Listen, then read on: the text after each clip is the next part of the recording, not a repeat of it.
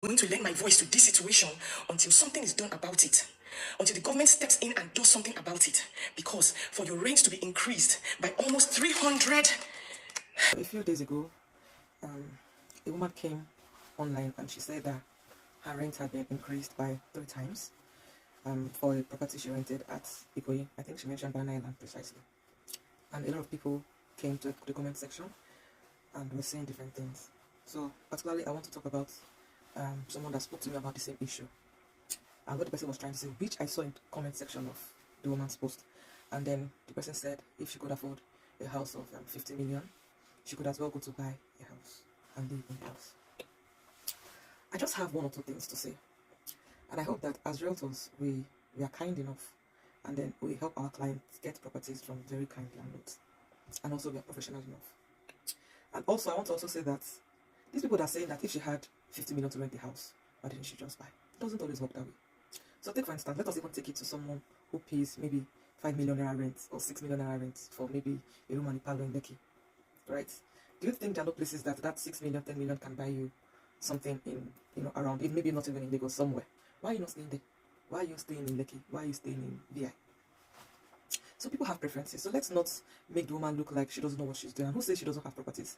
Who says that if she had bought property she wants to live, or she doesn't want to live there? You cannot tell somebody how to spend their money. There are some people that I know that stay in Banana Island because of maybe to them the level of security there is top notch. Some people stay in Banana Island because, take for instance, networking there is top notch. There are different reasons people say a certain estate or certain location. That aside, now you're asking her to go and buy a house.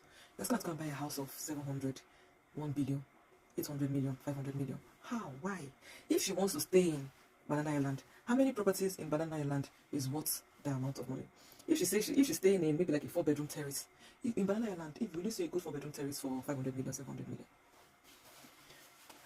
if you don't have billions of naira, you probably cannot get a very good house. And probably she stays in Banana Island, maybe in another part of the country, but the emphasis is in Banana Island. So let people do whatever they want to do with their money. Yeah, it's across she will carry, but that's not the point. What she's saying is that house rent is constantly on the increase, and that the government should look into it.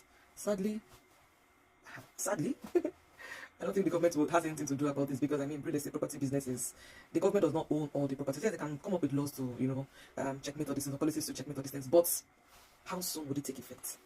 Would people really oblige it? Because the challenge is housing will always be made. In Lagos currently, housing deficit is a problem. So if you don't want to buy, if you don't want to rent it, somebody else will rent it.